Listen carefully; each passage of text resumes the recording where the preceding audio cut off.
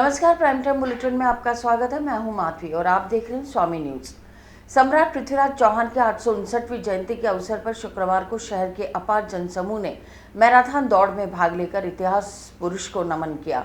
यह दौड़ bus stand के पास डॉक्टर भीमराव अंबेडकर सर्किल से प्रारंभ होकर विभिन्न मार्गों से होती हुई पुनः इसी परिसर पर संपन्न हुई। नन्हे मुन्ने बच्चों से लेकर 92 वर्षीय वरिष्ठ नागरिकों के साथ सीआरपीएफ, राजस्थान पुलिस एवं अन्य संस्थाओं के पुरुष एवं महिला धावकों ने इसमें भाग लेकर कीर्तिमान बनाया। सम्राट पृथ्वीराज चौहान समारोह जयंती की ओर से जो ये दौड़ आयोजित की गई है, इसमें काफ़ी भारी संख्या में बच्चे, बुजुर्ग, युवा, सीनियर सिटीजन्स ने भाग लेकर के इसको संपन्न किया।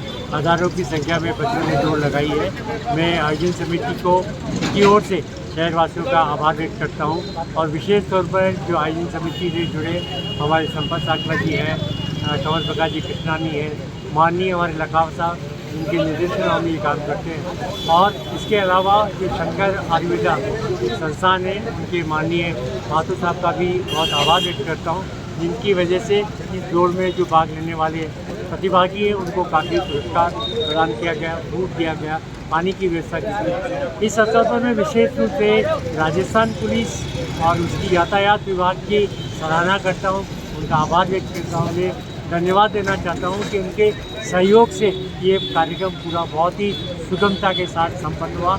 इसके साथ ही सीआरपीएफ की जो एक टुकड़ी हमारे यहाँ आई है, ये साहब किसी कारणवश नहीं आ पाए, लेकिन उनकी पूरी टीम, उनके अधिकारी, उन्होंने भाग लेकर के दौड़ को जो भव्यता प्रदान की है, उसके लिए मैं सभी शहरवासियों का आभार व्यक्त करता हूँ कि ये जो 10 दिवसीय कार्यक्रम रहा, जिसमें विभिन्न खेलकूद, रैपिड शूटिंग, टेनिस, हॉकी इत्यादि गेमों का हमने आयोजन किया गया। आज ये इसका अंतिम कड़ी के रूप में मैराथन दौड़ का आयोजन हुआ, जिसमें इतनी विशालता के साथ बच्चों ने भाग लिया, काबिल तारीफ है। आपके सभी के उज्ज्वल भविष्य की कामना करते हुए समारोह समिति की ओर से एक बार पुनः शहरवासियों का धन्यवाद। चाहेंगे आप आज के युवाओं को दौड़ना चाहिए, उसके लिए स्वास्थ्य के लिए कैसे रहेगा? देखिए, दौड़ना तो हमेशा बेटर रहता है, क्योंकि अगर शरीर एक्टिव रहेगा, शरीर अगर मूवमेंट में रहेगा तो आपकी हार्ट की हेल्थ और आपकी बॉडी की हेल्थ काफ़ी अच्छी इंप्रूव होती है। बेसिकली सुबह की दौड़ तो आपके लिए और अच्छी रहती है, क्योंकि इसमें ऑक्सीजन की मात्रा काफ़ी अच्छी रहती है, पॉल्यूशन काफ़ी कम रहता है। और ये सम्राट पृथ्वीराज चौहान के दिवस के अवसर पे जो ये आयोजन किया है, इन आयोजनकर्ताओं ने इतना अच्छा आयोजन किया है, यहाँ पे पूरा एक ऑर्गेनाइज वे में किया, काफ़ी अच्छा लगा है। आज की युवा पीढ़ी मोबाइल में ज़्यादा बिजी रहती है और स्वास्थ्य के लिए बिल्कुल ध्यान नहीं देती है, उसके लिए क्या कहना चाहेंगे? ऐसा नहीं है, ऐसे बच्चे भी हैं, लेकिन इस तरह के बच्चे भी हैं जो आज यहाँ दौड़ रहे हैं, तो मुझे लगता है ये उनकी प्रेरणा बनेंगे। और मोबाइल का एडिक्शन तो अपने आप में गलत है ही है, और मैं तो सबसे सारे बच्चों से यही अपील करूँगा कि इस तरह के जो कार्यक्रम होते हैं उन कार्यक्रमों में आए, सुबह के लिए अपने एक अनुशासित तरीके से अपना सुबह की दिनचर्या को बनाएं। और सुबह की अगर रनिंग करते हैं तो मैं समझता हूँ अगर अभी से आदत डालेंगे तो आने वाले समय में जो बीमारियां हैं या जो इश्यूज़ हैं हेल्थ रिलेटेड, उनसे बच पाएंगे। सम्राट पृथ्वीराज चौहान जयंती के अवसर के अंतर्गत आज मैराथन दौड़ आयोजित की गई, जो कि अम्बेडकर सर्किल से प्रारंभ होकर के ऊपर एलिवेटेड रोड से घूम करके वहाँ से हम आगरा गेट होते हुए सीधे पटेल स्टेडियम से होते हुए वापस हमने अम्बेडकर सर्किल पर इसका समापन का कार्यक्रम किया गया। और हम सबको खुशी है कि इसमें सीनियर सिटीजन की एक अलग से दौड़ कराई गई, जो नीचे से होकर के वापस घूम करके आई। और जो इन लोगों ने जो भाग लिया, पुलिस, सीआरपीएफ और शहर के गणमान्य लोगों ने इसके अंदर भाग लिया, बहुत जोश और होश के साथ के अंदर, उत्साह के साथ। सम्राट पृथ्वीराज चौहान की जो नारा, जो उद्घोष था, 4 बाँह 24 गज अंगुल प्रमाण, टाऊ पर है सुल्तान मच चुके चौहान, आज भी वही दृश्य देखने को मिला कि वो कोई हर वर्ग भाग ले रहा था, उत्साह के साथ भाग ले रहा था। और मैं आज आपके चैनल के माध्यम से जिस प्रकार से इन लोगों ने भाग लिया है, मैं कल सायंकाल 6 बजे सम्राट पृथ्वीराज चौहान गढ़ बेटली तारागढ़ स्मारक सबको आमंत्रित करता हूँ, शहरवासियों को आए और सम्राट पृथ्वीराज चौहान की जयंती के मनाएं, धूमधाम से मनाएं, हर्षोल्लास से मनाएं। जी, आज भी देश के प्रति समर्पित होने की भावना रखते हैं। आज पृथ्वीराज चौहान स्मारक खुशी में यहाँ पे ही मनाया गया, बट इसको काफ़ी अच्छा लगा और इसने काफ़ी बढ़ चढ़ के हिस्सा लेने की कोशिश की। मुझे इतना होप नहीं था कि ये कर पाएगा, लेकिन उसने पूरा मैराथन दौड़ को कंप्लीट करा और काफ़ी अच्छे तरीके से इसने कंप्लीट करा है और हमें काफ़ी गर्व महसूस हो रहा है। और थैंक यू मतलब सबके सपोर्ट के लिए, thank you so much. Ajmer में सम्राट पृथ्वीराज चौहान की जयंती 24 मई शनिवार को तारागढ़ की तलहटी पर स्थित सम्राट पृथ्वीराज चौहान स्मारक पर मुख्य समारोह का आयोजन किया जाएगा। इसमें सांस्कृतिक संध्या व पुरस्कार वितरण समारोह आयोजित किए जाएंगे। जनप्रतिनिधि सहित शहर के गणमान्य लोग उपस्थित रहेंगे। इन सभी कार्यक्रमों के लिए अजमेर विकास प्राधिकरण, नगर निगम, पर्यटन विभाग, भारत विकास परिषद, महर्षि दयानंद सरस्वती पृथ्वीराज चौहान शोध संस्थान, भारतीय इतिहास संकलन समिति सहित अन्य संस्थाएं अपना सहयोग दे रही हैं। सम्राट पृथ्वीराज चौहान की जयंती के पावन अवसर पर 24 मई शनिवार को सायंकाल तारागढ़ की तलहटी पर स्थित सम्राट पृथ्वीराज चौहान स्मारक पर भव्य मुख्य समारोह का आयोजन किया जाएगा। यह आयोजन महान पूर्वज के अद्वितीय पराक्रम, राष्ट्रभक्ति और सांस्कृतिक विरासत के स्मरण करने के लिए समर्पित है। समारोह के अंतर्गत सांस्कृतिक संध्या, पुरस्कार वितरण, लोक नृत्य और ऐतिहासिक प्रसंगों की झलक प्रस्तुत की जाएगी। इस अवसर पर अजमेर शहर के गणमान्य नागरिक, जनप्रतिनिधिगण, सामाजिक कार्यकर्ता, छात्र छात्राएं एवं शोधकर्ता भारी संख्या में उपस्थित रहेंगे। इस ऐतिहासिक आयोजन को सफल बनाने में अजमेर विकास प्राधिकरण, नगर निगम अजमेर, पर्यटन विभाग, भारत विकास परिषद, महर्षि दयानंद सरस्वती विश्वविद्यालय, पृथ्वीराज चौहान शोध संस्थान, भारतीय इतिहास संकलन समिति सहित अनेक सामाजिक व सांस्कृतिक संस्थाओं का सक्रिय सहयोग प्राप्त हो रहा है। यह आयोजन न केवल युवाओं को प्रेरणा प्रदान करेगा, बल्कि देश की महान ऐतिहासिक परंपराओं को भी पुनः जीवंत करेगा। सम्राट पृथ्वीराज चौहान की वीरगाथा और त्याग को स्मरण करते हुए यह समारोह भारतीय संस्कृति के गौरवशाली अध्याय को जन जन तक पहुंचाने का माध्यम बनेगा। सम्राट पृथ्वीराज चौहान एकादश हॉकी टीम ने यहां खेली जा रही 3 दिवसीय सम्राट पृथ्वीराज चौहान राज्य स्तरीय हॉकी प्रतियोगिता के सेमीफाइनल मुकाबले में अजमेर हॉकी एकादश के 2-1 से हराकर फाइनल में जगह बनाई। फाइनल में उसका मुकाबला कानपुरा हॉकी क्लब से होगा, जिसने एक अन्य सेमीफाइनल मुकाबले में जैतारण हॉकी क्लब पाली को इसी अंतर से हराया। सम्राट पृथ्वीराज चौहान एकादश हॉकी टीम ने खेली जा रही 3 दिवसीय सम्राट पृथ्वीराज चौहान राज्य स्तरीय हॉकी प्रतियोगिता के सेमीफाइनल मुकाबले में अजमेर हॉकी एकादश को 2-1 से हराकर फाइनल में जगह बनाई। फाइनल में उसका मुकाबला कानपुरा हॉकी क्लब से होगा, जिसने एक अन्य सेमीफाइनल मुकाबले में जैतारण हॉकी क्लब पाली को इसी अंतर से हराया। आयोजन सचिव देवेंद्र सिंह शेखावत के अनुसार पहले सेमीफाइनल मुकाबले में सम्राट पृथ्वीराज चौहान हॉकी एकादश ने शानदार खेल का प्रदर्शन करते हुए युवा खिलाड़ियों से सुसज्जित अजमेर हॉकी एकादश को 2-1 से हराने में सफलता प्राप्त की। विजेता टीम मध्यांतर के समय 2-0 से आगे थी। मुख्य अतिथि संपत साकला ने कहा कि खेलों के माध्यम से युवा पीढ़ी को जोड़कर सम्राट पृथ्वीराज चौहान के शौर्य गाथा की जानकारी देना समारोह समिति का मुख्य उद्देश्य है। खिलाड़ियों को देश के लिए खेलने का लक्ष्य बनाना चाहिए। एक अन्य सेमीफाइनल मुकाबले में कानपुरा हॉकी क्लब ने जैतारण हॉकी क्लब पाली को 2-1 से हराकर फाइनल में प्रवेश किया। खेल के पूरे समय तक दोनों टीमों ने टर्फ मैदान पर शानदार हॉकी का प्रदर्शन करते हुए वहां उपस्थित दर्शकों की वाहवाही लूटी। इस कार्यक्रम में मुकेश खींची, कंवल प्रकाश कृष्णानी आदि मौजूद रहे। गुरुवार शाम को केकड़ी क्षेत्र के कोहड़ा गांव में तेज अंधड़ व ओलावृष्टि से भारी तबाही हुई। टीन छप्पर उड़ गए, दीवारें ढह गई, बिजली के पोल गिरने से विद्युत आपूर्ति बाधित रही। अनुमानित नुकसान करीब 50 लाख रुपए का हुआ है। केकड़ी क्षेत्र में गुरुवार शाम को तेज अंधड़ ने ग्रामीण क्षेत्र में जमकर कहर बरपाया। इस दौरान चने के आकार के ओले भी गिरे। कोड़ा गांव में बारिश के साथ आई तेज अंधड़ से लाखों रुपए का नुकसान हुआ।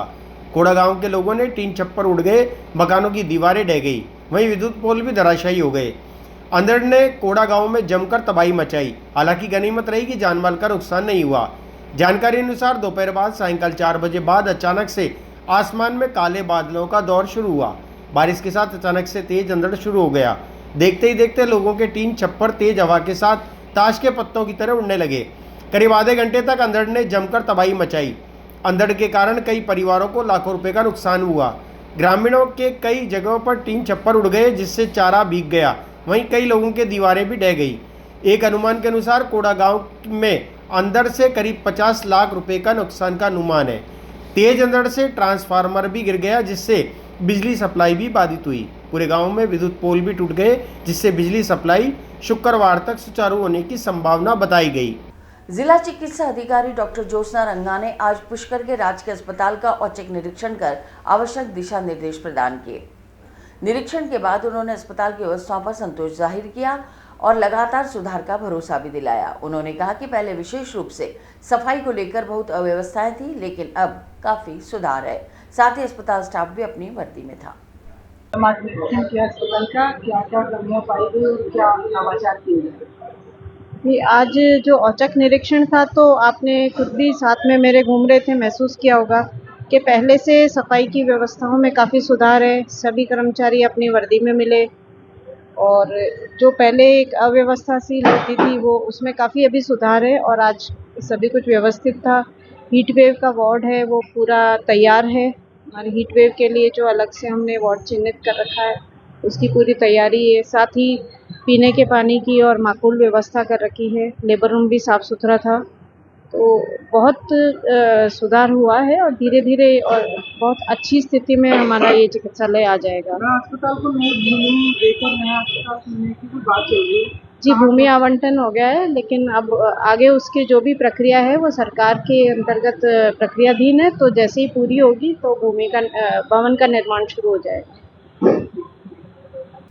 अजमेर के एक युवक ने पादरी पर धर्मांतरण का दबाव बनाने का आरोप लगाया। युवक का कहना है कि वह शराब छुड़ाने के लिए पादरी से मिला था। पादरी ने उसे एक पेय दिया और प्रार्थना करने को कहा। इसके बाद वह हर रविवार बाइबल सेंटर जाने लगा। पादरी ने उसकी पत्नी से भी संपर्क किया और दोनों पर धर्म बदलने का दबाव बनाया। युवक ने इसकी शिकायत पुलिस अधीक्षक कार्यालय में दी है।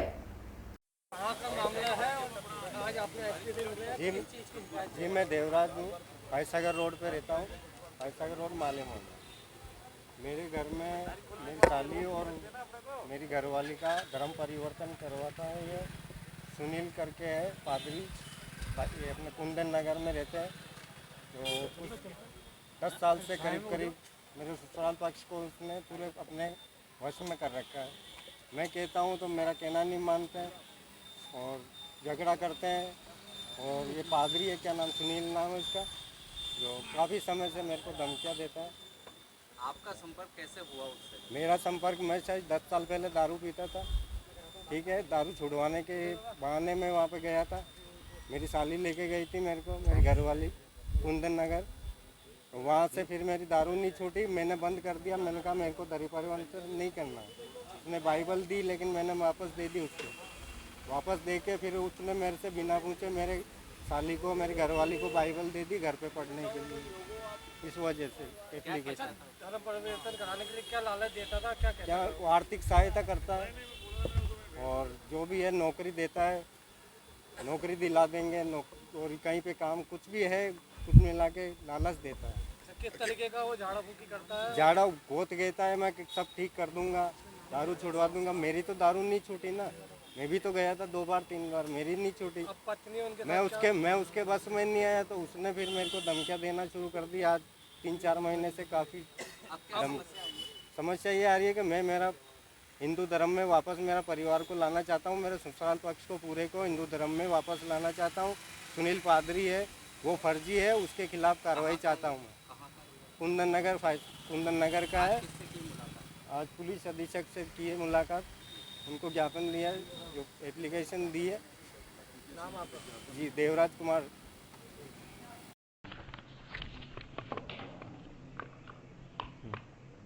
सर, हाँ, ये कुंदन नगर में एक धर्म परिवर्तन का एक मामला आया है, क्या है पूरा मामला सर?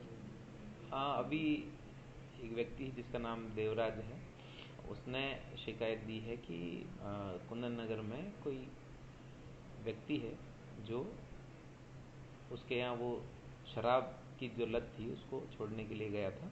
तो सुनील नाम का कोई व्यक्ति बता रहा है जो उसको शराब छुड़वाने की उसकी जो लत शराब की उसकी जो लत थी उसको छुड़वाने के लिए गया था। तो उसके बाद उसके ऊपर उसका ये कहना है कि दबाव डालकर धर्म परिवर्तन कराने का प्रयास किया जा रहा है।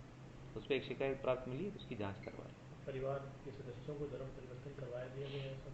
दबाव डालने की बात उसने अपने परिवार में लिखी। उसके साला और साली है, उसका परिवर्तन कराने की बात लिखी। तो एक बार ये जांच का विषय है कि किस प्रकार ये घटना घटित हुई। और भी कुछ जानकारियाँ दी जैसे और भी किसी लोगों को करवाया हो? इस परिवार की जांच की जा रही, जांच की जाएगी, विस्तृत तौर पे पता चलेगा कि इसमें क्या क्या घटनाएं घटित हुई। सर, चूँकि मामला बहुत गंभीर है और इस तरह के मामले पहले भी कई बार निकल कर सामने आए, क्या मेरी दृष्टि में तो इस प्रकार का मामला ये कुंदन नगर से प्रथम बार आया है, तो इसकी अलवर गेट थाने से जांच करवाई जाएगी। जो भी इसमें डेवलपमेंट होगा आपको बता देंगे।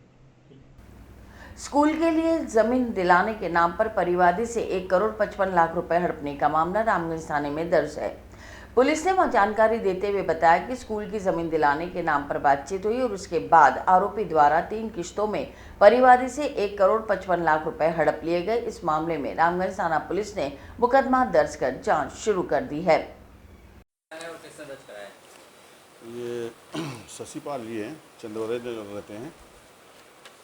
उन्होंने कल 21 तारीख को एक प्रकरण दर्ज करवाया है धोखाधड़ी का, धारा 318 क्लोज 4 और 61 क्लोज 2, ठीक है।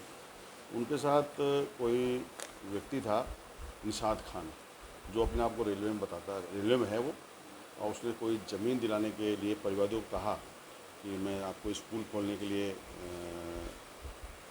ज़मीन दिलवा दूंगा, और इस संबंध में परिवादियों को अपने उसमें लेके उससे एक बार 40 लाख, एक बार 55 लाख और एक बार 60 लाख रुपए ले लिए। लगभग 1,55,00,000 रुपए परिवादी से प्राप्त किए उसने। इसकी पहचान कैसे हुई, इससे कुछ पता है? बस तो पहचान तो ये है कि वो खुद स्वयं कह रहा है कि भाई लोग आए थे मेरे पास ज़मीन दिलवाने के लिए, ज़मीन है वहाँ सौदा करवा देते हैं, और उस समय घर में परिवादी उससे बातचीत करके परिवादी को हाँ, परिवादी स्कूल चलाता है यहाँ पर अपने चूनी के पास ब्याव रोड पे। उसको इस बात का लालच देके उसे 1,55,00,000 रुपये ले लिए, और अब उसमें प्रकरण दर्ज करवाया है परिवादी ने, और इंस्पेक्टर अनिल कुमार जी ने इसमें जांच कर रहे हैं। आपका नाम? मैं head constable Sunil Kumar. Dubai की करेंसी बदलवाने के नाम पर एक व्यक्ति से 3.5 लाख रुपए की ठगी हुई। शिकायतकर्ता के अनुसार पुष्कर में एक महिला से डील हुई थी, जिसने 2 लोगों को अजमेर नगरा भेजा। दोनों व्यक्ति रकम लेकर फरार हो गए। इस मामले में परिवादी ने अलवर गेट थाने में रिपोर्ट दर्ज कराई। पुलिस जांच कर रही है और किसने दर्ज कराया है? ये है सर कल दिनांक 22 तारीख की बात है सर। शाम को करीबन 5:15 बजे घटना है अपने नगरा अजमेर की। तो एक परिवादी है शमसुद्दीन सनोब जलातुद्दीन, जाति मुस्लिम, उम्र है इसकी 45 साल, निवासी कडेल पुष्कर का रहने वाला है। तो इसकी एक ऑप्टिकल की शॉप है पुष्कर में। वहाँ एक औरत जो ग्राहक बन के आई थी, उसने इसको बाहर विदेश का एक दुबई की करेंसी है, दिरहम नाम की, दिरहम दुबई की करेंसी है, जो दिखाकर बोली कि भाई ये यहाँ पे है, चल जाएगा। तो कितने में चल सकता है? मेरे को ये कहीं मिला है नोट। तो उसने कहा भाई आप इसकी फ़ोटो खींच लो, फ़ोटो खींच के आप दिखा दो, दिखाने के बाद मेरे को आप बता देना। ये मेरे मोबाइल नंबर है। उसको मोबाइल नंबर उन्होंने इसको अपनी बातचीत हुई उनको दिए। उन्होंने इसको किसी अपने पुष्कर में किसी पर्सनल आदमी को किसी को दिखाए। उन्होंने कहा सब हम ले लेंगे इसको और इतने में चल जाएगा। तो उन्होंने कि जो उनकी 2 डील हुई लेडीज़ की और वो इनकी शमसुद्दीन जी की, कि हम 600 रुपये में आप मेरे को इसके बदले दे देना। वो विदेशी करेंसी है जो 1278 की है, वो 1278 दिखाया एक नोट था, उसको दिया। वो उसके देने के बाद उन्होंने 600 रुपये में डील हो गई कि भाई आप 600 रुपये इसके बदले में दे देना और इसको ले लेना।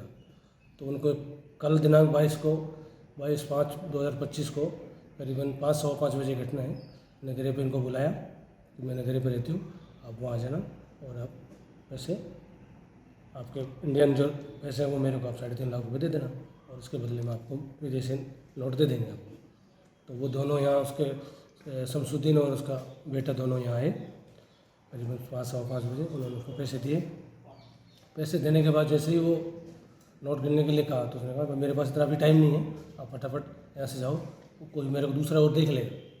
तो उन्होंने जैसे इसको पैसे दिए और पैसे लेके अपने भारत की करेंसी लेके, और वो आदमी वहाँ से 2 बंदे थे।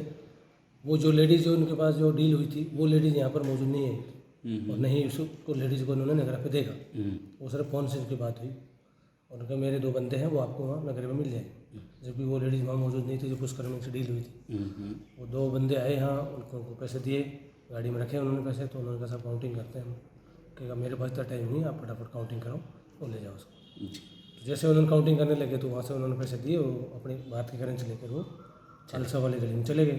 2-4 मिनट बाद उन्होंने जैसे इसको खोला तो उसमें 5-7 गांठें, ऐसा परिवादी ने बताया सर इसमें 5-7 गांठ लगी हुई थी। हमने जैसे 1-2 गांठ खोला, पूरा देखा तो उसमें सर कागज़ के बंडल थे, उसके अलावा कोई कुछ नहीं था। तो पैसे उससे नहीं थे जी। अखबार के जो कागज़ के बंडल बना रखे थे वो मिले थे। लगभग कितने लाख की धोखाधड़ी हुई है? ये 3.5 लाख थी बता रहे हैं परिवादी ने, साहब लिखित में दिया। किन धाराओं में मुकदमा दर्ज हुआ? ये धाराओं में सर 318 क्लोज 4 BNS में दर्ज हुआ। आपका नाम? मेरा नाम Lekhraj Meena, head constable 190 police थाना अलवर जिला अजमेर।